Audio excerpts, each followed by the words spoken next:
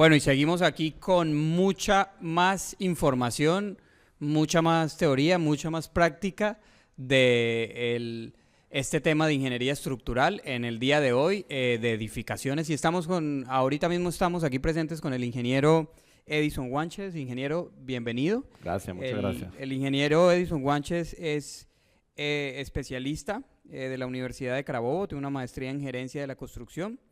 Él también es especialista de la Universidad Católica de Andrés Bello, profesor de la Escuela Técnica Superior de Ingeniería Industrial y Aeronáutica de Terrazas en la UPC aquí en Barcelona. Y bueno, ingeniero, usted nos va a tratar hoy el tema de nuevas tendencias en el diseño de cimentaciones para edificaciones. ¿Qué va a ver la gente que ahorita mismo está conectada? Bueno, fíjate, para no adelantarme mucho al tema, les puedo asomar que mi presentación está orientada a seguir trabajando en lo que debe saber el ingeniero estructural desde el punto de vista geotécnico y lo que debe saber el ingeniero geotécnico desde el punto de vista estructural. Es decir, seguir luchando con la integración entre la geotecnia y la estructura para poder resolver problemas de ingeniería y el día de hoy específicamente el área de edificaciones. Vale, perfecto. Entonces, invitamos a todos los que están ahorita mismo conectados a que nos escriban a nuestro Twitter con el hashtag ING Estructural y estaremos respondiendo sus preguntas. No siendo más, yo me aparto y los dejo con el ingeniero Edison Guanches que les compartirá la información. Muchas gracias.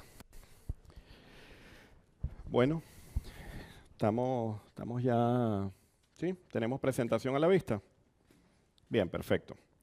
Bueno, vamos a continuar entonces con este tema, nuevas tendencias en el diseño de cimentaciones para edificaciones.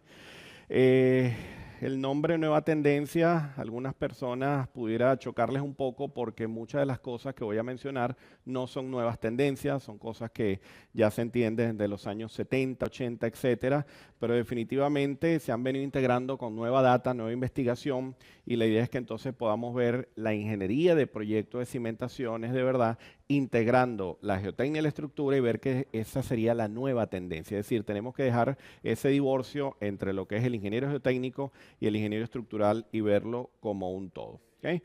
Primero tengo que iniciar con la definición del sistema suelo-cimentación. Las personas que hayan estado conmigo en alguna presentación, alguna ponencia, saben que siempre me gusta definir el sistema suelo-cimentación como esa combinación entre lo que sería el miembro estructural y el terreno en el que se apoya. ¿Okay? Voy a devolverme al anterior, disculpen. Okay. Y vamos a definir entonces el sistema de cimentación como una acción conjunta entre el terreno y el elemento estructural. Es decir, tenemos que ver la cimentación como un todo, no únicamente el aspecto estructural ni el terreno, sino ver todo esto integrado como un sistema completo. ¿Okay? Esta tabla fue una tabla que desarrollé basada en las últimas investigaciones que se han hecho en geotecnia y cimentaciones para revisar ciertas cosas importantes. La idea no es que veamos mucho texto en la presentación, pero sí es importante que revisemos algunos puntos de los que está acá. Fíjense, por ejemplo, el primer punto. Tenemos en el pasado, no porque sea algo que ocurrió hace 100 años ni nada por el estilo, simplemente porque debería ser ya tendencia del pasado y deberíamos hablar ya de la nueva tendencia en lo que sería el nuevo futuro o en el presente.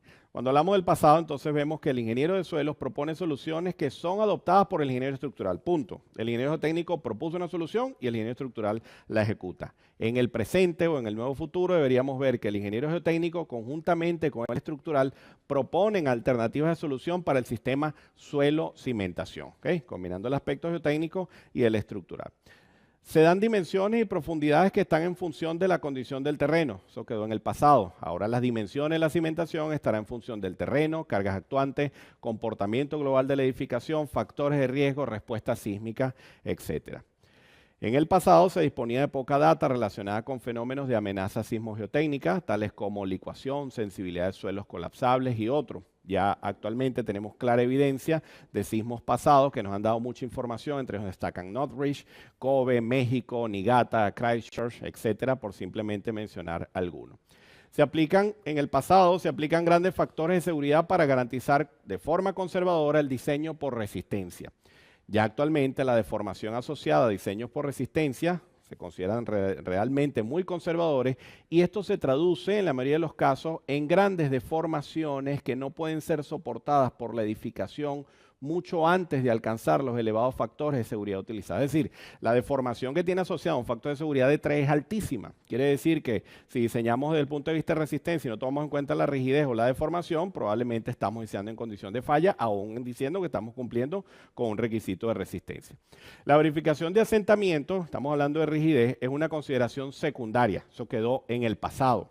Actualmente, la verificación basada en rigidez se considera en la mayoría de los casos mucho más importante que los diseños basados en resistencia. Se considera que la respuesta dinámica de la cimentación no es importante por tratarse de un miembro estructural confinado por el terreno. Escucharemos frases como que no te preocupes, que eso está ahí enterrado. Eso quedó en el pasado. Se considera actualmente ya que el diseño geotécnico y estructural de la cimentación, los efectos de las fuerzas inerciales y cinemáticas que se generan como consecuencia de la respuesta del terreno y la edificación de forma conjunta realmente me determina la respuesta. En el pasado no se tenía previsto que la dimensión y forma de la cimentación pudiese afectar la respuesta del edificio. No importa que sea zapata, no importa que sea pilote, no importa que sea losa de fundación, a la final el edificio se va a comportar igual. Eso quedó en el pasado. Ya actualmente tenemos que ver que al considerar los fenómenos de interacción suelo, cimentación, estructura, ya como modelos de análisis, vamos a ver entonces que esto representa realmente la respuesta integral del sistema. ¿Okay? Entonces, esto es bien importante porque podemos destacar entonces lo que se hace tradicionalmente y lo que deberíamos hacer ya en esta época, ¿no? Entonces hay que definir un poco a qué se dedica el área de la ingeniería sismogeotécnica. Vamos a ver que es una subespecialidad de la ingeniería geotécnica. Aquí hablamos de diseño y construcción de proyectos capaces de resistir efectos sísmicos o terremotos, etcétera. Hay que manejar acá ingeniería geotécnica, geología, sismología, ingeniería sísmica, etcétera. Y se abarcan los siguientes aspectos: exploración de sitio, muestreo, análisis de esfuerzos totales y efectivos. Sobre todo el tema de esfuerzos efectivos depende de la variación de la presión de poro en el tiempo, eso es todo un problema. Análisis de capacidad portante admisible, ¿okay? Determinación de las aceleraciones del terreno y la magnitud del sismo de diseño, investigar la posibilidad de licuación del terreno, ya eso incluso ya está dicho de forma explícita en muchos códigos, en documentos técnicos del FEMA, la AASHTO, la ACE, etcétera. Ya la licuación del terreno definitivamente es un parámetro de interés totalmente para lo que es la concepción del proyecto y la clasificación de riesgo del sistema. Calcular el asentamiento de las cimentaciones, ya debido al sismo de diseño, es decir, que el sismo de diseño ya no es solo, como les decía, un concepto de que la cimentación aguante, sino que cuál es la deformación asociada al sismo de diseño, eso es muy interesante. Alternativas de cimentación para mitigar los efectos sísmicos, ya vamos a ver entonces que no todas las cimentaciones son tan versátiles para todos los casos. ¿Cuál es el problema tradicional? Transformar esto que tenemos acá, una articulación, un apoyo simple, un empotramiento, en una construcción como la que vemos acá, puede ser una zapata, una losa, un pilote, etc. ¿Cuál es la nueva tendencia? Bueno, que este sistema que vamos a construir y que vemos acá en pantalla, podamos analizarlo mediante un esquema, un modelo como el que vemos acá y que ya nos los proponen ciertas normas, y esa imagen es tomada de la AC 4113. ¿Okay? Entonces fíjense que ya la tendencia nos obliga a estudiar nuevos comportamientos. ¿Okay? Entonces aparecen nuevos retos. Por ejemplo, promover técnicas para mejorar el día. Fíjense, esto es muy interesante porque es algo técnico, pero fíjense cuál es el primer punto. Promover técnicas para mejorar el diálogo y la colaboración entre ingenieros geotécnicos y estructurales. O sea, definitivamente es una nueva tendencia que apunta a un tema de equipo de trabajo, ¿no? O sea, tiene que ver incluso hasta con gerencia de proyecto. Generar un checklist de la información que se debería suministrar o que debería suministrar el ingeniero estructural al ingeniero geotécnico. Eso es clave. Generar un checklist de la información que requiere el ingeniero estructural y que debería ser suministrada por el ingeniero geotécnico. Elaborar formatos típicos donde se pueda representar la información referida a parámetros estáticos y dinámicos, es decir, cuáles son las características estáticas que requiero para diseño y cuáles son las dinámicas. Desarrollar recomendaciones prácticas de modelado de cimentaciones para los casos más comunes. Desarrollar ejemplos de aplicación de fenómenos de interacción sobre la estructura con sus respectivas ventajas y desventajas. No siempre evaluar la interacción sobre la estructura es un punto decisivo en las edificaciones. Edificaciones que no son susceptibles a la evidencia de fenómenos de interacción sobre la estructura. Entonces eso se puede ya ir dejando bastante claro. Entonces, ¿qué requiere el ingeniero geotécnico? ¿Dónde está el proyecto? cuál es el código que voy a utilizar en mi proyecto, qué objetivos de desempeño voy a abordar en el proyecto, si tengo algún criterio de aceptación y rechazo, cuáles son los niveles de amenaza que estoy considerando, describir la edificación. Esto es importantísimo. El ingeniero técnico tiene que tener claro cuál es el tipo de edificación para el cual va a diseñar la cimentación. Indicar, y esto es muy válido, el ingeniero estructural puede decirle al geotécnico: a mí me gustaría que dé pilotes, a mí me gustaría que dé zapatas, a mí me gustaría que dé losas. Es que esto es muy interesante porque el ingeniero técnico puede abocar su solución al requerimiento constructivo del ingeniero estructural, incluso de la empresa a cargo, que no necesariamente es el proyectista. Las tolerancias de asentamientos diferenciales. Cuando hablamos de asentamientos diferenciales, yo tengo que entender la arquitectura. Para yo poder fijar una distorsión angular, yo tengo que saber si ese edificio lleva ventanas, si lleva paredes, si lleva una fachada de vidrio, etc. Para eso puedo fijar, teniendo ese conocimiento, puedo fijar máximas asentamientos diferenciales. Indicar un aproximado del periodo fundamental de vibración. Esto es importante porque a medida que el periodo de vibración sea más alto, tendré edificaciones más flexibles; a medida que sea más bajo, tendré edificaciones más rígidas. Rango potencial esperado de cargas con acción sísmica y de viento. O sea, esto sigue siendo un problema muy serio en diversas partes. No puede ser que el ingeniero técnico empiece un estudio técnico sin tener el orden de magnitudes de las cargas. Esto es importantísimo. Incluso reportar valores de combinaciones de carga, tanto para esfuerzos permisibles, teoría clásica, por esfuerzos permisibles o admisibles. Pero para hacer análisis de desempeño o interacción sobre la estructura, yo necesito combinaciones en estado último. Entonces, yo literalmente, si voy a iniciar mi proyecto, tengo que darle esa información al geotécnico. El geotécnico obviamente tiene que tener perfecta claridad de estos conceptos. Indicar si es conveniente para el proyecto considerar los fenómenos de interacción sobre la estructura. Les decía hace un momento, de repente, en algunos casos, la interacción sobre la estructura no es evidente. No es necesario reportar propiedades de tipo dinámico para este análisis. En otros casos sí pudiera ser muy conveniente. Por ejemplo, la rigidez dinámica y el amortiguamiento del terreno son variables fundamentales en el análisis de interacción. Entonces, esto debe quedar claro desde el comienzo. Indicar si el diseño sísmico será efectuado mediante espectro de diseño normalizado, mediante un análisis de sitio específico de sitio, o mediante análisis tiempo-historia o registro tiempo-historia. Fíjense que esta es la información que debe recibir el ingeniero geotécnico para que él pueda iniciar un estudio geotécnico con filosofía sismogeotécnica. Ahora, ¿qué requiere el ingeniero estructural? El ingeniero estructural sí requiere bastante información para poder ahora desarrollar el proyecto. Primeramente, la descripción del sitio, los registros de perforación con sus respectivas cotas por estrato, los resultados de las pruebas de campo y laboratorio. Y todo esto que estamos hablando sabemos que es lo clásico, en la mayoría de los estudios lo tenemos. Información de sismicidad del sitio, posición del nivel freático, recomendación del sistema suelo-cimentación. Pareciera que hasta ahora no hay ningún problema porque esto es lo que hemos hecho durante muchos años. Pero ahora bien, ¿vas a desarrollar un proyecto con cimentaciones superficiales? Entonces requiero presiones de contacto. Mucho cuidado porque requiero los valores permisibles ante cargas de servicio y ante cargas excepcionales de sismo, de viento, diferenciadas. Son dos condiciones, dos comportamientos diferentes. Módulo de reacción del terreno o el llamado coeficiente de balasto. Y les coloco en negrilla, y esto lo he destacado muchas veces en otros casos, en función del nivel de deformación esperado para cargas a largo plazo. El coeficiente de balasto no es el resorte que se utiliza para análisis dinámico. Por eso hablo de nivel de deformación esperada para cargas a largo plazo. Esto es un análisis de orden más pseudostático. Coeficiente de rigidez ante presencia de cargas dinámicas de corta duración para diseño sísmico. Ya aquí, si estoy hablando de rigidez dinámica, fíjense que entonces tengo que reportar los límites superiores e inferiores de relación esfuerzo-deformación. En los códigos como el ACE o el FEMA se habla del upper bound y del lower bound ya como los límites superiores e inferiores para yo fijar relaciones de rigidez en función del nivel de deformación esperado. Fíjense, por ejemplo, la ACE me indica que el upper bound estaría alrededor de 2 veces la carga asociada ya a la capacidad del sistema suelo-cimentación y el lower bound estaría asociado a la mitad de Q. Quiere decir entonces que el valor de Q sería el valor promedio de capacidad calculada o estimada en el estudio. Por lo tanto, yo debería dar mis coeficientes de rigidez dinámica para el límite superior que tendría asociado 2 veces la carga y el límite inferior que tendría asociado la mitad de la carga y reportar los valores de rigidez dinámica promedio. ¿Qué estoy haciendo con esto? ¿Para qué se usa esto?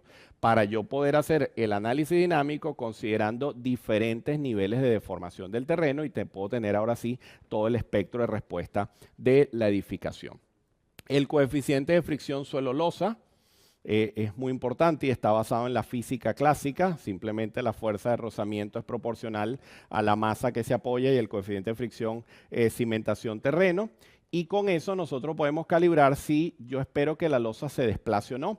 Y eso suena interesante porque tú dices, bueno, ¿y yo por qué quisiese que una losa se desplazara? Bueno, porque si la losa se desplaza, tengo disipación de energía y esa disipación me es favorable desde el punto de vista de comportamiento, siempre que el desplazamiento esté calibrado o controlado. El empuje pasivo esperado en los laterales de la losa, esto es fundamental porque si voy a permitir el desplazamiento, tengo que estar muy consciente que voy a tener presencia de empuje pasivo y va a haber un desplazamiento de la masa del suelo que hace que varíe la magnitud de dicho empuje. ¿Okay? Fíjense que esta es la información que requiere el ingeniero estructural de parte del ingeniero geotécnico si el diseño era cimentaciones superficiales. Ahora vamos a ver el caso de cimentaciones profundas. Necesito la capacidad por punta o fricción superficial, tanto para diseños por esfuerzos permisibles como por capacidad última. Necesito los diagramas fuerza de formación para cargas axiales, los coeficientes de rigidez ante presencia de cargas dinámicas de corta duración para el sismo de diseño. Igual reportando límite superior, límite inferior y valor promedio. Con eso voy a tener el rango de comportamiento dinámico del terreno. Y algunos pudieran estar pensando en este momento, oye, durante muchos años no me han dado la información que necesito, pero es que bueno, por eso hablábamos al comienzo de las nuevas tendencias y lo que deberíamos tener actualmente para poder desarrollar los procesos de modelado, ya que las herramientas de análisis son tan poderosas. Antes también había muchas simplificaciones porque las herramientas de análisis obviamente estaban más limitadas. Si actualmente los software nos permiten todo esto, entonces vamos a utilizar la información que se requiere. ¿Okay? La profundidad mínima de empotramiento del pilote. Seguimos con cimentaciones profundas, gráficas, carga lateral de flexión. ¿Okay? Esto se desarrolla en la práctica muchas veces con el manejo de las curvas PY, donde tenemos reportado la deformación lateral versus la carga asociada o la presión asociada a dicha magnitud de deformación. Les muestro acá unas gráficas de formación momento con la profundidad del pilote. Estas gráficas son del software LPILE. Y vamos a ver unos multiplicadores de carga que depende de la separación entre pilotes. Y es que el efecto de grupo ante cargas verticales y laterales es totalmente diferente. Ese es otro problema que hay en la práctica. Si yo tengo un cabezal de una determinada cantidad de pilotes, yo fijo la separación del pilote en función de las cargas verticales. Entonces digo que el pilote va a estar separado uno de otro 2 veces el diámetro, 2,5 veces el diámetro o 3 veces el diámetro. Eso es ante cargas verticales. Pero si analizamos la gráfica que está acá, vamos a ver lo que afecta el espaciamiento de pilotes al comportamiento de carga lateral. Si tuviésemos, por ejemplo, un pilote separado 3 veces el diámetro, el coeficiente sería 0,50. Prácticamente reduce la mitad de la capacidad de carga lateral del pilote. Es decir, que el grupo de pilotes para edificaciones con acción sísmica o para puentes o cualquier estructura que estemos haciendo donde la acción sísmica sea una consideración de diseño, definitivamente el efecto de grupo ante cargas laterales es sumamente importante. Los asentamientos totales y diferenciales esperados, ¿okay? Esto es clave. Lo que les decía hace un momento, yo tengo que tener orden de magnitud de las deformaciones esperadas y recomendaciones constructivas y de control de calidad para que el sistema de cimentación profunda sea efectuado consono con los criterios que se adoptaron en el proyecto. Ahora bien, salimos de las cimentaciones, seguimos con los requerimientos del ingeniero estructural, pero ahora desde el punto de vista de excavaciones, es decir, cuál es el ángulo máximo de pendiente y el tratamiento del terreno para garantizar una excavación estable, especificar los sistemas de apuntalamiento o contención, recomendaciones de anclaje, y aquí les muestro algunas imágenes del software SIPE, ¿okay? Para el diseño de pantalla. Este software nos permite diseñar la estabilidad y el elemento de contención de la excavación, nos construye los diagramas de esfuerzo asociado a estabilidad. Este gráfico que tenemos acá es del software Stable Pro, que me permite calcular los factores de seguridad asociados a diferentes métodos, o trabajar con Bishop, Jambu, Taylor, etcétera, según el método de estabilidad tal vez que esté analizando, y determinar los factores de seguridad más críticos ante el comportamiento del talud desde el punto de vista de estabilidad. Y con eso hacer el diseño de las excavaciones y se aplica del elemento de contención lateral. En dichas excavaciones también tengo que especificar el material de relleno y de compactación y si el material de sitio se considera aceptable como relleno. Para eso efectuamos ensayos de rutina como el ensayo Proctor, ¿okay? Que es un ensayo bien conocido donde determinamos la densidad seca máxima, el contenido de humedad óptimo, que no porque tengamos un Proctor de un suelo simplemente el problema está resuelto, ¿no? Al contrario, el Proctor nos va a dar indicación de densidades y contenido de humedad y perfectamente con un resultado de esto podemos literalmente despreciar el material si vemos que no es apto para compactación. Ahí habría que profundizar un poco en el tema de comportamiento, pero bueno, les adelanto que no necesariamente un suelo que tenga una densidad, un control de compactación, un porcentaje de compactación por encima del 95% está bueno, no necesariamente, porque también hay que hacer el estudio de resistencia del relleno y hay que ver si definitivamente esa compactación es consono con el nivel de carga esperado en la excavación o en el proyecto que estemos desarrollando.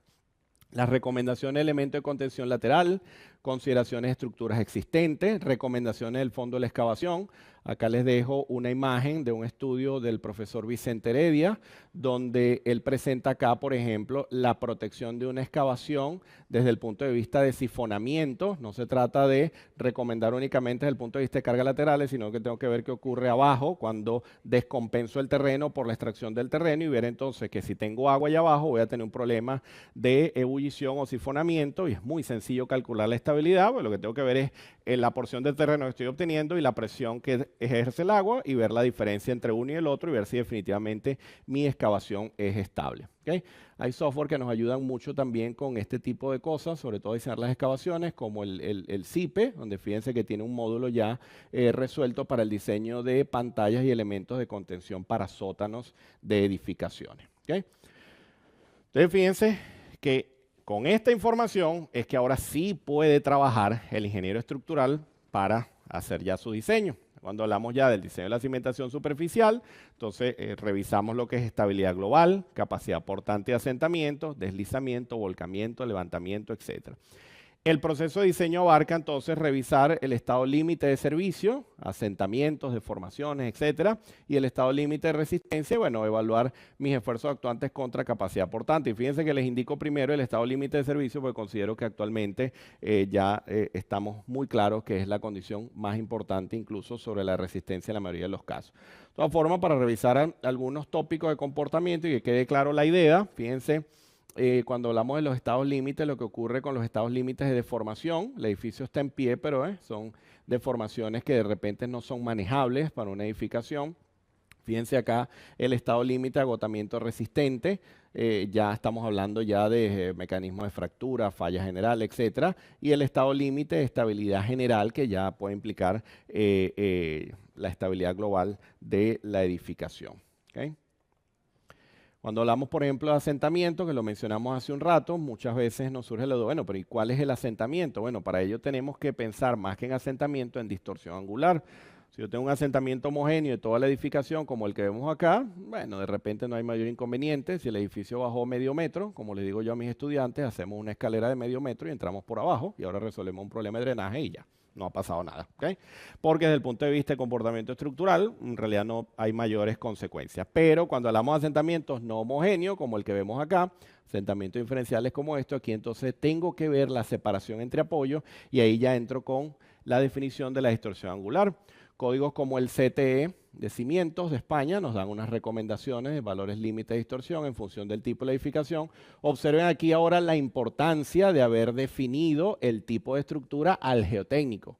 O sea, ya el ingeniero técnico sabe que eso lleva mampostería, bloque, ladrillo, vidrio, etcétera, y puede definir un valor de distorsión angular límite. Iguales recomendaciones nos da la NCR del 2010 de Colombia. También son valores algunos parecidos, otros difieren en función del criterio de análisis, pero en líneas generales estamos evaluando la influencia del asentamiento en el comportamiento de la estructura. ¿Okay? Hablamos, por ejemplo, de acción sísmica, vamos a tener presencia de cortantes elevados, momentos, etcétera. Y entonces tendremos que ver que la capacidad portante admisible del terreno no siempre la analizaremos bajo una consideración de carga axial, sino que la presencia del momento flector me va a determinar un comportamiento diferente. Muchas veces la resultante de presiones estará dentro del núcleo central en compresión, entonces tendremos que jugar con un diseño en flexocompresión, Q máximo, Q mínimo. A veces estaremos en el límite, como vemos acá en el segundo caso, y otras veces podremos tener una condición de tracción donde no solo es solventar el problema estructural, bueno, ruedo el pedestal, absorbo el momento, etcétera, sino que tengo que ver que la presión de contacto transmitida al terreno será realmente alta, porque al buscar levantar la cimentación, el área de contacto disminuye fuertemente. ¿Okay?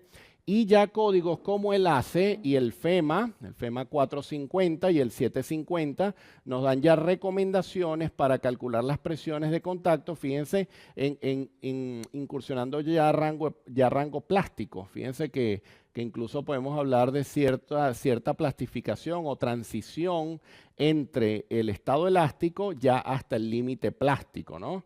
Y aquí ya estamos hablando de comportamiento de resistencia a materiales, pero referido a la respuesta del terreno. Y ya el profesor Romea anteriormente también nos definía algunos de estos tópicos importantes para verle ya la aplicación desde el punto de vista de cimentaciones. Otro punto importante, una edificación sometida a acción sísmica, sometida a una fuerza lateral, fíjense que va a manifestar un momento de volcamiento, y ese momento de volcamiento se traduce en un par de fuerzas sobre la cimentación, una fuerza de compresión, otra de tracción. Entonces sale la pregunta, ¿qué ocurre con el diseño de una zapata, por ejemplo, diseñada a tracción? ¿Qué pasa allí?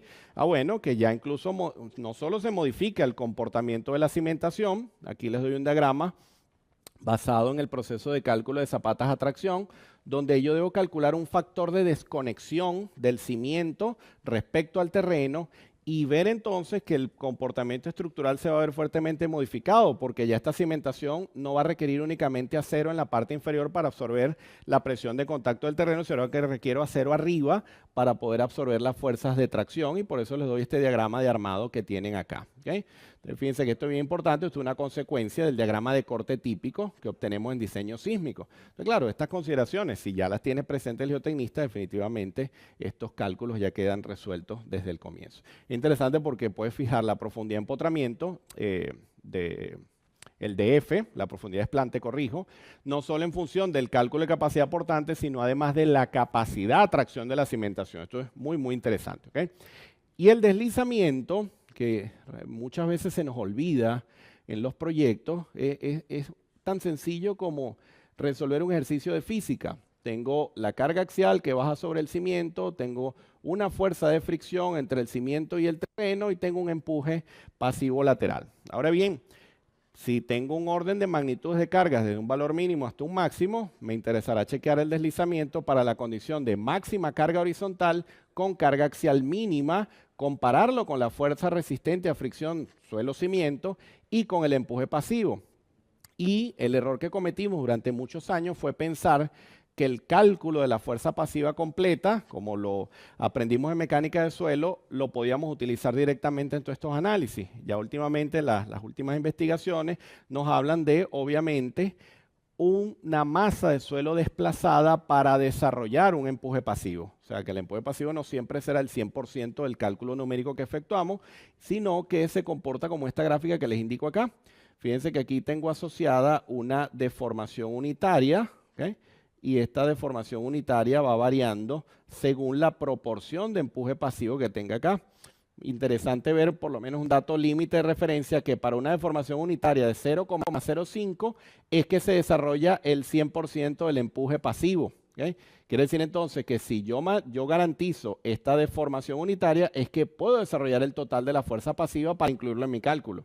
Si ya yo me di cuenta que estoy desarrollando la mitad de eso, en realidad voy a tener algo así como entre un 70 y un 80% de la fuerza pasiva. Esto es bien interesante porque podemos calibrar mucho mejor la fuerza resistente, que a veces también la sobreestimamos. ¿Okay?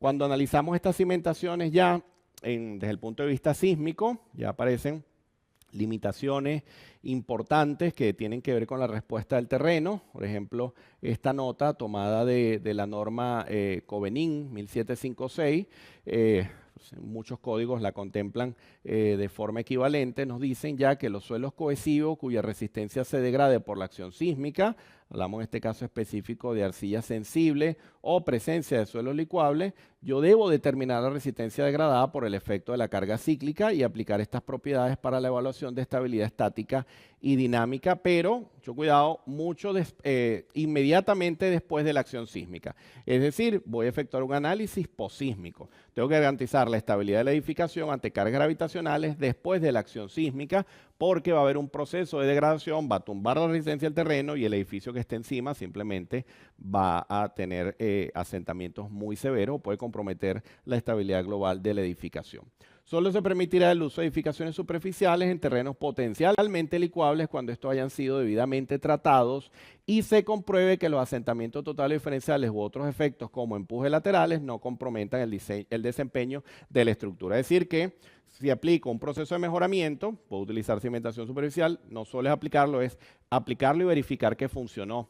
Siempre sale mucho esa consulta, ¿cómo sé que funcionó? Bueno, simplemente por ponerles un caso muy sencillo, tengo un SPT antes de iniciar el proyecto, antes del mejoramiento, aplico el mejoramiento, vuelvo a hacer el SPT y obviamente voy a tener una mejora de números de golpes, etcétera, y esa mejora se traduciría entonces en una mejora del terreno, ¿okay? Tengo que probarlo. Si no voy a efectuar eso, entonces tengo que simplemente modificar la cimentación y ya hablar entonces de pilotes, etc. Para revisar un poco el tema de licuación y que no queden dudas con este aspecto, vamos a ver entonces que el fenómeno de licuación se origina por un incremento de la presión de poros en el terreno debido a las vibraciones de la acción sísmica, ¿okay? Esto origina una reducción del esfuerzo efectivo que hace que se comprometa la resistencia del sistema suelo-cimentación. Vamos a verlo acá. Fíjense en esta gráfica, antes del sismo, tenemos la condición original, tenemos el estado de esfuerzos totales, la presión de poros por la presencia del nivel freático a cierta profundidad, y el esfuerzo efectivo será igual al esfuerzo total menos la presión de poros. Cuando inicia la acción sísmica, simplemente se va incrementando la presión de poros, y al ir restando al esfuerzo total veremos entonces una reducción importante del esfuerzo efectivo.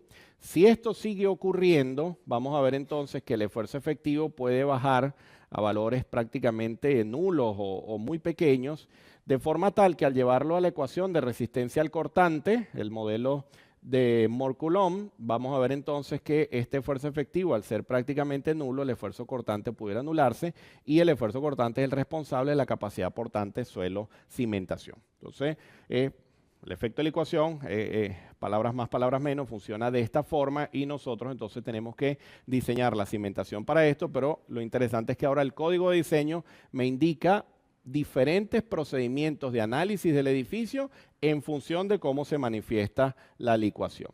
¿Qué influye en la licuación? La duración del sismo, la posición del nivel freático, el tipo de suelo, la densidad del suelo. Los suelos más densos son menos licuables que los menos densos. La gradación de las partículas, principalmente los suelos no plásticos, también son los más susceptibles de licuar. Eso no quiere decir que las arcillas no puedan licuar, corrijo. Lo que ocurre es que las arcillas de baja plasticidad son las que tienen más potencial de licuación. Las de alta plasticidad definitivamente no son potencialmente licuables. Las condiciones de sitio, los suelos aluviales, lacustrinos, etcétera, son suelos potencialmente licuables, obviamente ante presencia de amenaza sísmica.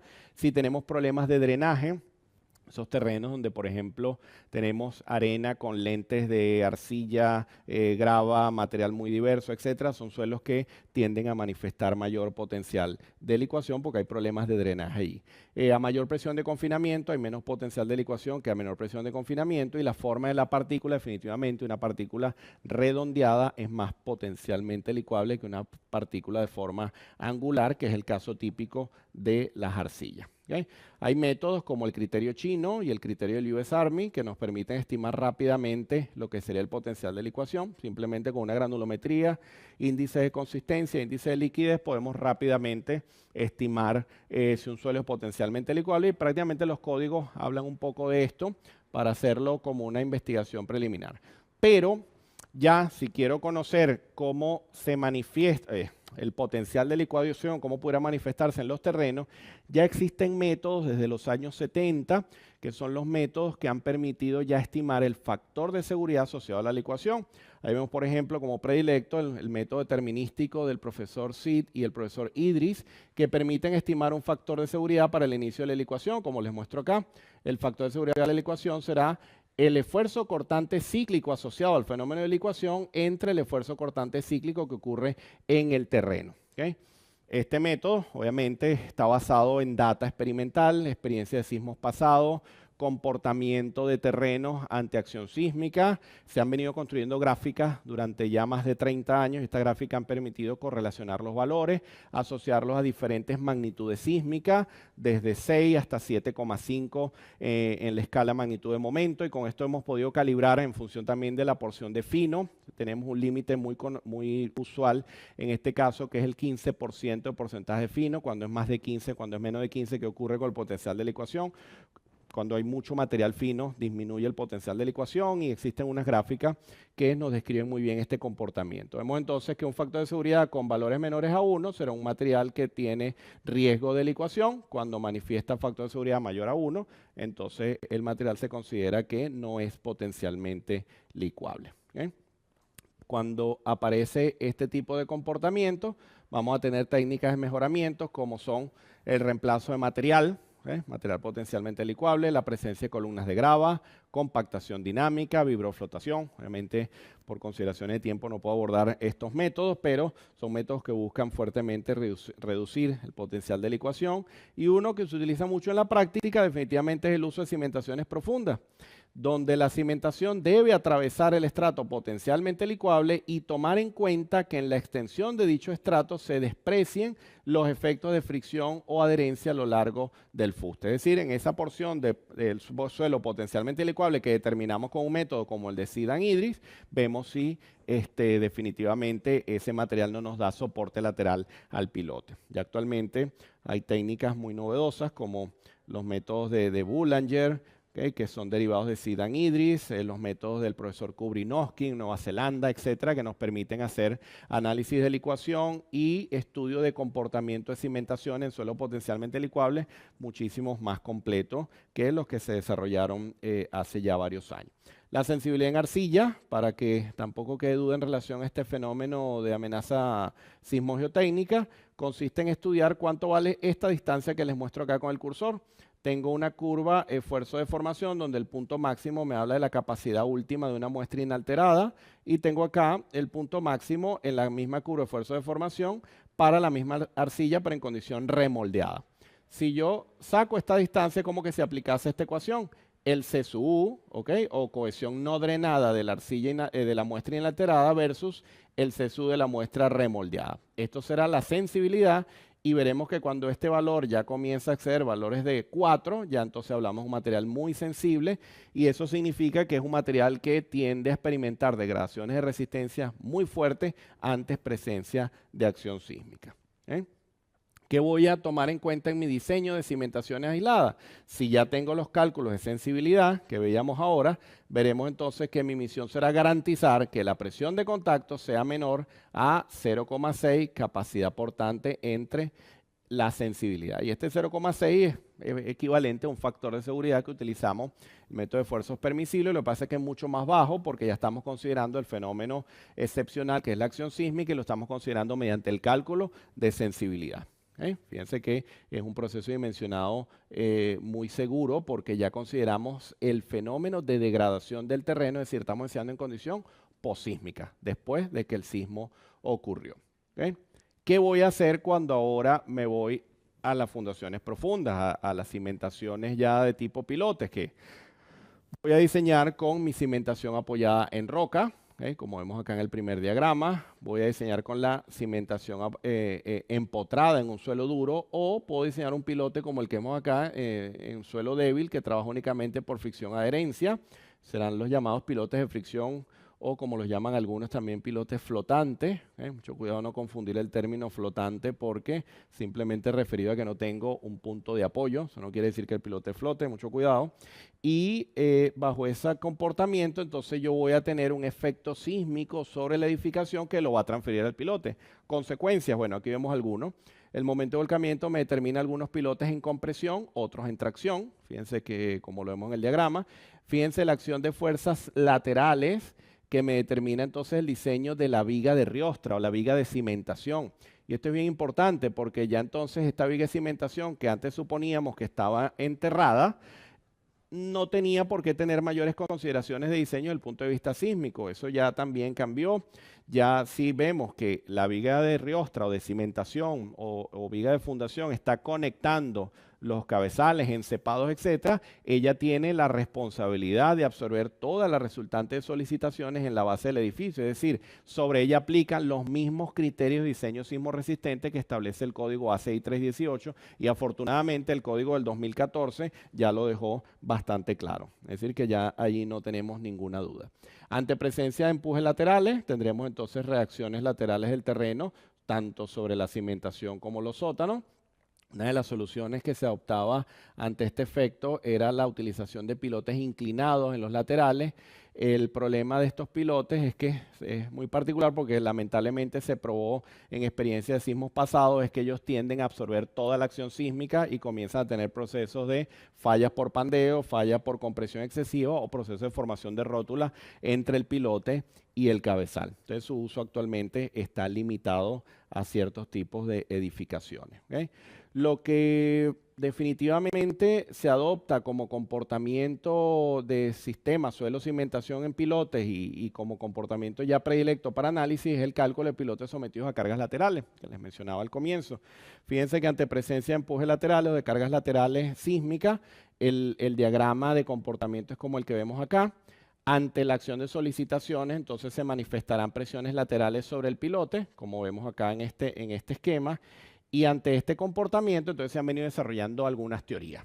Destaca, por ejemplo, el método de Brooms. El método de Brooms se utiliza muchísimo en la práctica y funciona bastante bien. El problema de Brooms, y hay que tenerlo muy claro porque muchas veces se hace indiscriminadamente en cualquier pilote, es que el método de Brooms asume que el pilote es corto y rígido. ¿Okay? Mucho cuidado, o sea que el pilote manifiesta más un proceso de rotación. Y por eso sus ecuaciones están basadas en literalmente un miembro rígido que rota alrededor de un punto de rotación que se calcula. ¿Okay?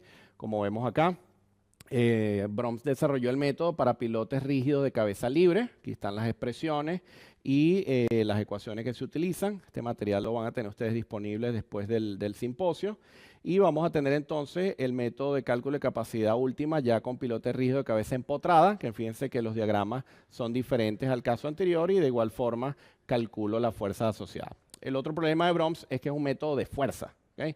Entonces yo calculo mi carga actuante lateral y la comparo con la carga última resistente. Y como les digo, muchas veces esos valores son sumamente altos y el llegar allí ya implica deformaciones laterales excesivas. Por ello, el problema entonces lo resuelve. Siempre, como quien dice, partimos de nuestra solución elástica y de ahí vamos calibrando.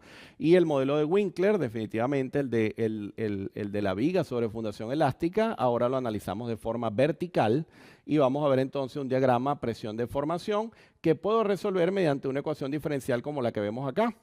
También, gracias al esfuerzo que se ha hecho en los últimos años, no es necesario que nos pongamos a resolver ecuaciones diferenciales, sino que muchos de estos comportamientos ya están tabulados para calcular deflexiones, momentos, cortantes y presiones laterales sobre el pilote.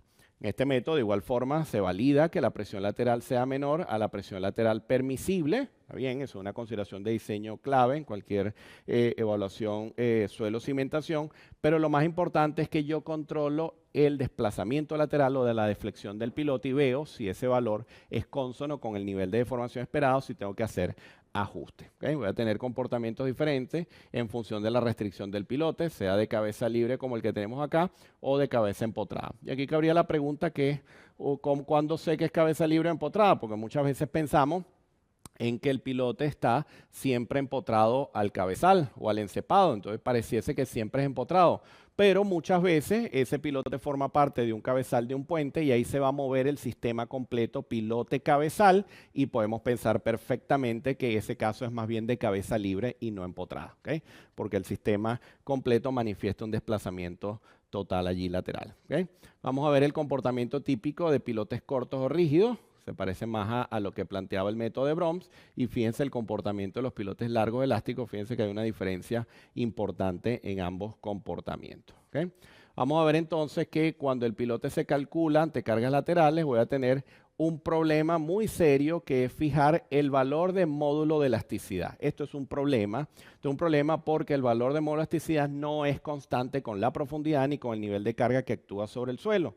El módulo de elasticidad no es para nada una constante y el suelo nunca es elástico. El suelo es un material que se parece más bien a un componente elastoplástico y por ello su comportamiento de esfuerzo de formación es como el que vemos acá. Fíjense que los módulos de elasticidad asociados a pequeñas deformaciones serán los módulos de elasticidad tangentes, tendrán asociadas deformaciones muy pequeñas, eso me habla de la rigidez del material, pero si yo hablo de materiales más sueltos, más blandos, se parece más a la segunda gráfica donde el módulo de elasticidad tiene asociada una deformación unitaria mayor, entonces el módulo de elasticidad me da menor. Entonces es muy interesante que estos comportamientos se dan completo a lo largo del pilote, ¿okay? Entonces de ahí se derivan consecuencias importantes que tienen que ver con el coeficiente de balasto horizontal. La primera, los coeficientes de balasto aumentan considerablemente con la profundidad, no es un único valor que va a lo largo del pilote, mucho cuidado. Esta variación es muy importante del coeficiente de balasto para el mismo tipo de suelo, dependen de la deflexión del pilote. Si tengo mayor deformación, tengo menor rigidez. Si tengo menos deflexión, mayor rigidez. Si tengo más deflexión, menor rigidez, ¿okay? Si se utilizan valores de balasto correspondientes a pequeñas deformaciones, las fuerzas calculadas sobre el pilote serán mayores que las reales y se estaría sobredimensionando.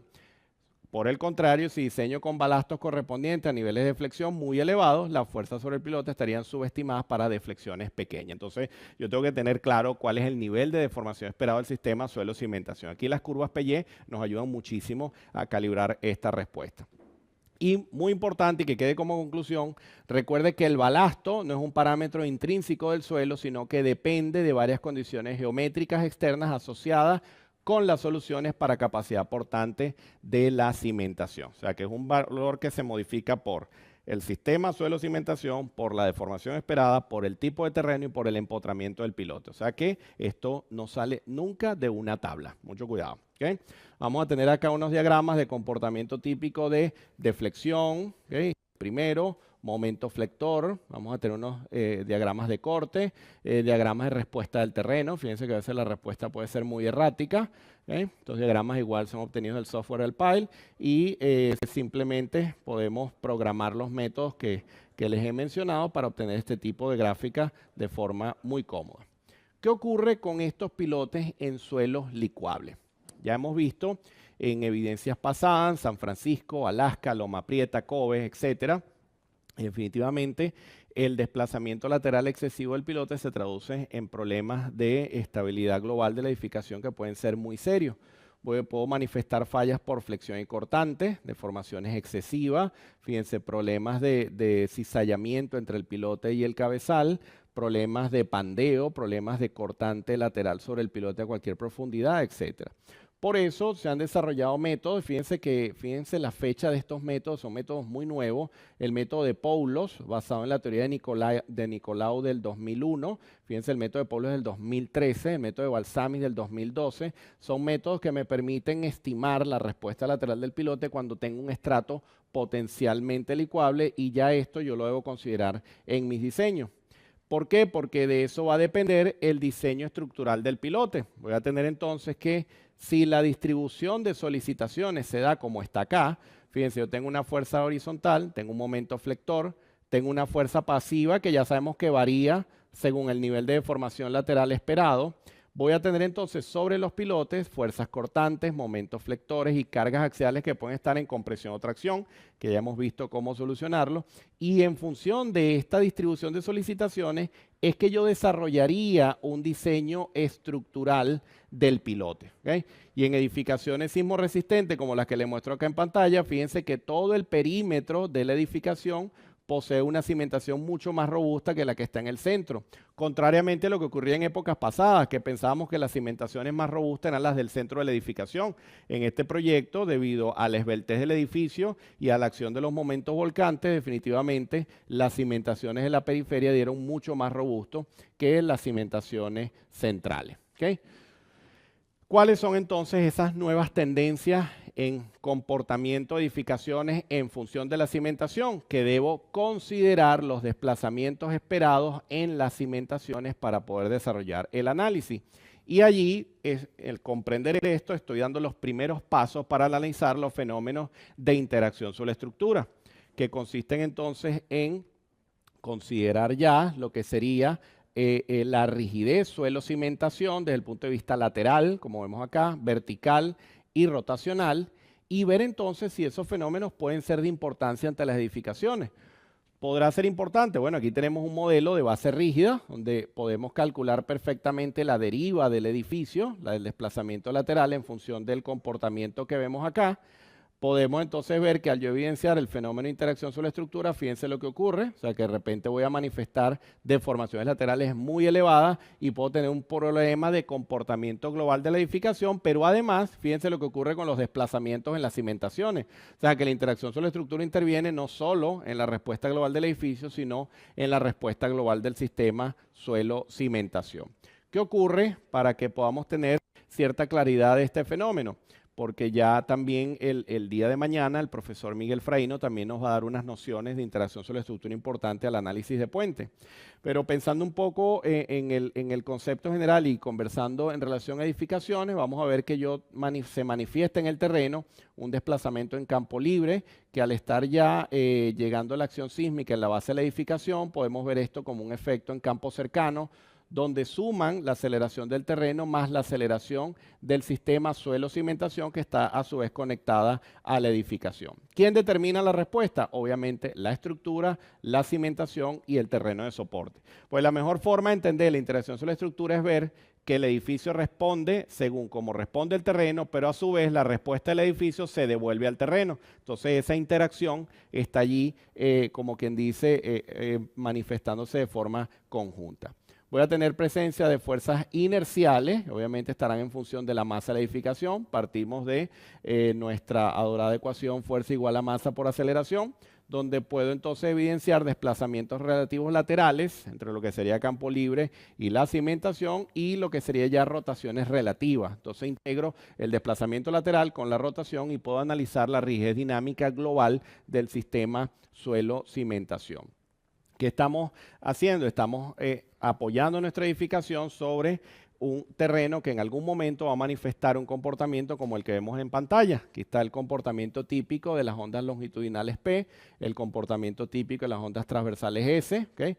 Esto, gracias a la representación del profesor Dan Russell de la Penn University, podemos ver de forma mucho más clara este comportamiento y ver lo que hacen, por ejemplo, las ondas Rayleigh, que fíjense que manifiestan una forma como elíptica, si seguimos la silueta o lo que sería el recorrido acá en lo que sería el diagrama de ondas Rayleigh.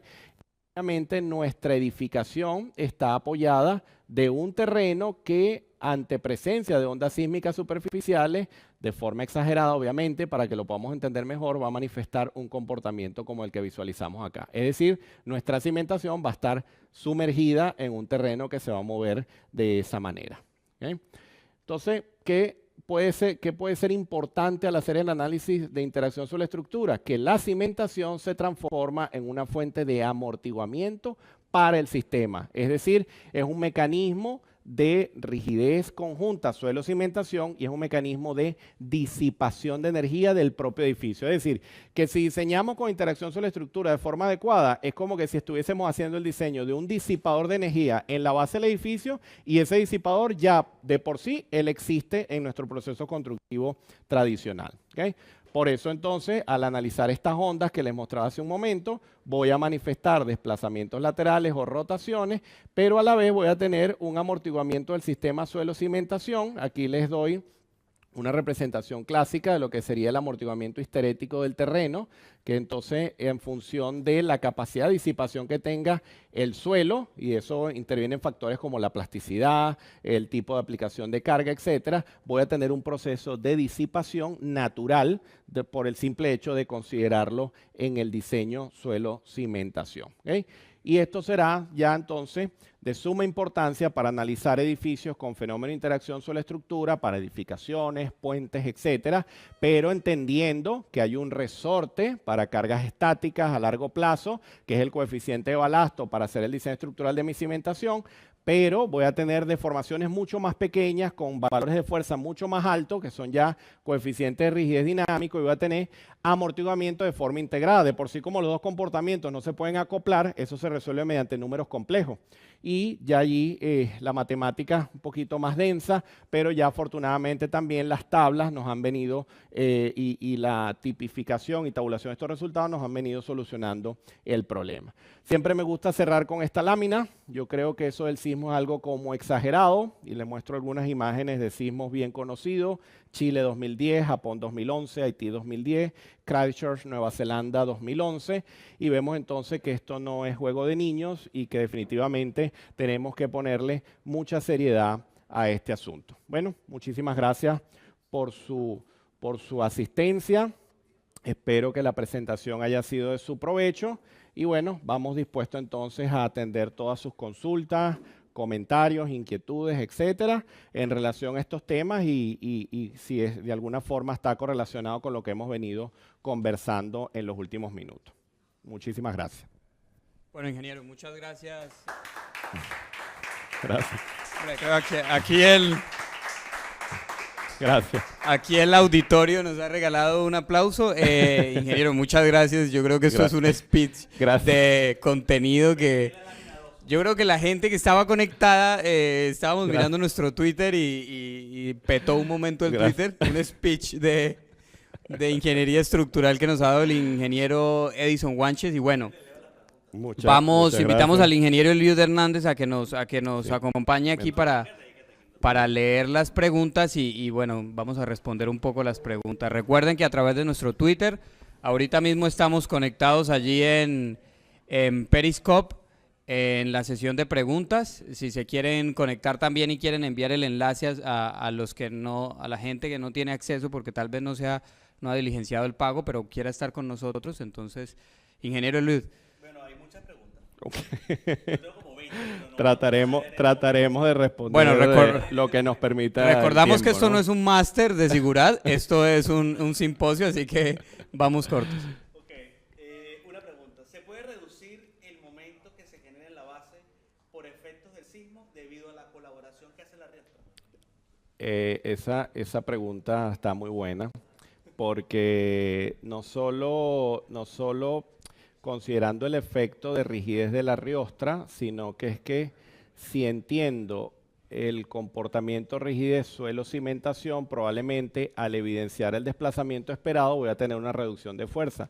Esa es la meta de los próximos años, de las próximas investigaciones, porque seguimos trabajando en métodos de fuerza, que consiste en calcular un cortante basal, un momento de volcamiento, etcétera, y en paralelo, al evidenciar el comportamiento de rigidez, tanto del cimiento como la viga de riostra, como el terreno, etcétera, la idea es entonces poder ver en qué proporción se reducen esa fuerza en algunos casos, pero mucho cuidado, en algunos casos también aumenta. Entonces, claro, la respuesta no es tan directa, pero yo creo que próximamente podremos definitivamente saber cómo, con la cimentación, cómo hacer ajustes sobre mi diagrama de cortante sobre el edificio. Es una de las investigaciones más interesantes que deberíamos poder lograr en poco tiempo. Muy bien.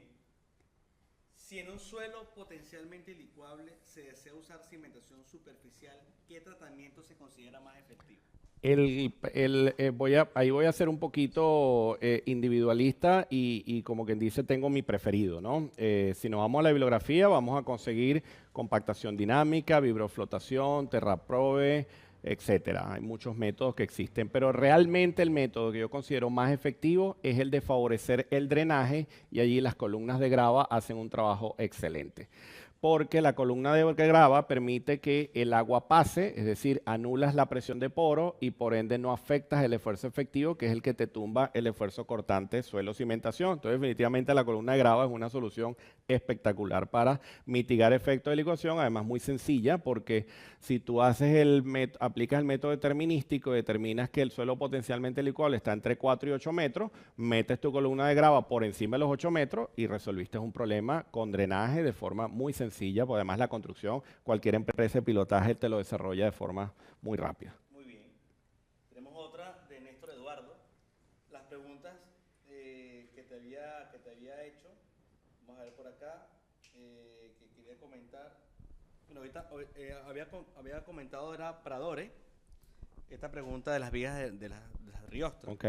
Esto para hacer el comentario, Bien, ¿no? bien. Vamos a ver, ¿cómo se realiza la viabilidad del mejoramiento de un terreno y qué espesores esperaríamos para realizarlo? Bien. El problema que hay en la ejecución de mejoramiento de suelos es que siempre cuando terminan el mejoramiento, entonces se dice, ¿será que quedó mejorado? ¿Será que quedó mejor que antes? ¿Cómo es la cosa? Y de allí muchos documentos técnicos los decían desde hace muchos años, pero ya hay que tener muy claro que después del mejoramiento yo tengo que volver a hacer un plan de ensayo para saber si en efecto hubo el mejoramiento. Ya sea inyección de lechada, columnas de grava, pilotes dinámicos, etcétera. El método que estemos aplicando. Uno que yo lo comenté en la presentación, que considero que es muy práctico, es hacer SPT después del mejoramiento y se ve cómo va la cosa, ¿no?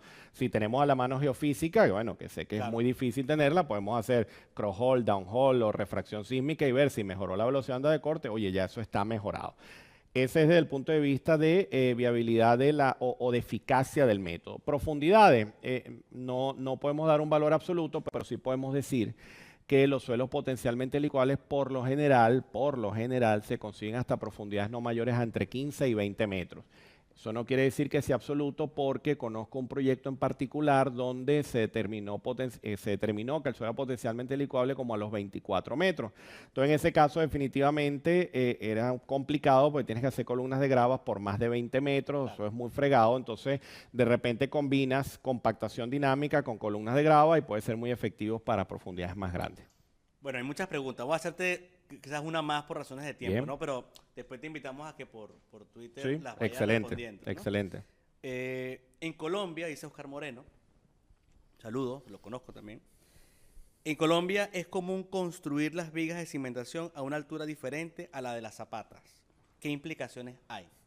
Eso es todo un tema muy interesante y muy polémico. He tenido la oportunidad de revisarlo mucho con el arquitecto José Carlos Coya, director del máster de cimentaciones, y hemos hablado mucho de eso, porque, por ejemplo, en España la viga de cimentación va conectado prácticamente a la zapata, correcto, al mismo nivel, ¿ok? Y entonces se dice que la forma de construcción de Latinoamérica, que consiste en llegar la viga de cimentación al pedestal, genera un efecto de columna corta que hace que se propicie un mecanismo de generación de cortantes muy elevados y puede haber una falla, etcétera, ¿no? En función de eso, hago el siguiente comentario.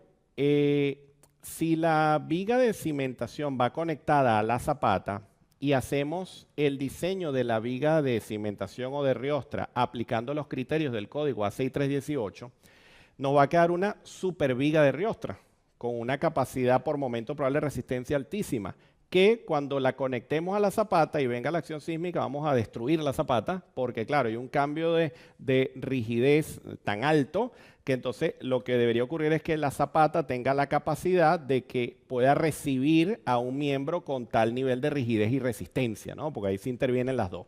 Si la llevamos al pedestal y el pedestal está diseñado con la misma esencia como diseñamos el pilar o la columna, es decir, con confinamiento del nodo, con criterios sobre resistencia, basado en momentos probables resistentes, etcétera, y con los requisitos sísmicos del código ACI, es un nodo sísmico perfectamente válido, porque yo puedo entonces distribuir solicitaciones y rigideces entre vigas y pedestales y pilares de forma armónica, como lo hacemos de forma equivalente con un nodo viga columna en el resto de la edificación. Por eso es que eso ya no debería ser un tema de mucha discusión, porque eso creo que es lo suficientemente claro y el ACE ahorita ya lo deja bastante claro en el último Sí, código. es que existen muchos, digamos, comentarios siempre al respecto, porque unos se inclinan por llamarlo riostra, por el tema de arriostrar. Rostramiento, ujú, Entonces toman el 10% de la carga axial, etcétera. que es muy diferente a una viga de cimentación. Que es diferente a una viga de Es muy cimentación correcto. que, Ujú. que de alguna manera Sí. trabaja con el sistema resistente a sismo. Y allí tengo que volver a hablar del amigo Coya, porque Coya una vez me hizo un comentario que le dije es muy válido lo que me estás comentando. Él me dice, mucho cuidado cuando hables de la viga de riostra, porque creo que estás hablando de viga de cimentación y no de viga de riostra. Y es muy cierto, cuando vamos a riostrar es viga de riostra, cuando vamos a aplicar diseño con filosofía sismo resistente de la viga como tal, debería ser una viga de cimentación. Eso es muy correcto, muy cierto. Sí, bueno, eso es algo que, Sí, sí, sí. que constantemente tenemos que batallar contra ese tema, ¿no? Sí. Bueno, te felicitan. Gracias, muchas gracias. Perfecto, que Qué bueno. excelente presentación. Bueno, hay muchas más, pero que nos Bueno, contesten, ¿no? excelente, buenísimo. Vale, no le damos las gracias al ingeniero Edison Guanches por estar con nosotros el día de hoy. Muchas Ha gracias. sido un placer. El auditorio aquí. Gracias. Y bueno, ustedes sigan conectados con nosotros en el primer simposio virtual internacional de ingeniería estructural que organiza Sigurat para todo el gremio. Seguimos conectados. A continuación vamos a hacer un descanso más o menos de 60 minutos para que ustedes allá puedan comer algo, nosotros acá también podamos descansar. Estamos en Barcelona, son las 18:50, en Bogotá son las 11:50 de la mañana, ya es hora en Latinoamérica de la comida, así que coman Sí, ligero no coman porque pesado, sí. Porque ahora esto se pone. A continuación vamos a estar con el ingeniero Rafael Riera, que nos va a comentar un poco acerca de lo que es el tema del BIM en las estructuras de edificación. Tendremos al ingeniero José Luis Alonso, que ayer hablábamos con él y nos preparaba un poco para esto, y cerraremos con el ingeniero Eliud Hernández la tanda del día de hoy, y mañana nos vamos con Puentes, que volvemos a ver al ingeniero Edison Guanches, que Para le cerrar, mete para cerrar. Pero bueno, nos despedimos, nos vemos en un rato y hasta un rato. Compartan con la gente que aún no se ha conectado, aún pueden conectarse, pueden entrar a nuestra página, realizar el pago de los 25 euros y igual les llegará a continuación el certificado, y esta semana les llegará el material descargable, y podrán estas conferencias que estamos en streaming, las pueden tener grabadas y conservar para ustedes. Hay muchos que preguntan. El material descargable esta semana les llegará junto con los enlaces de las ponencias grabadas y el certificado descargable. Así que si tienen algún amigo o algún conocido que quiera verlo y que quiera recibir esto, www.e-sigurat.com/simposio. Quedamos en contacto y nos vemos en un rato.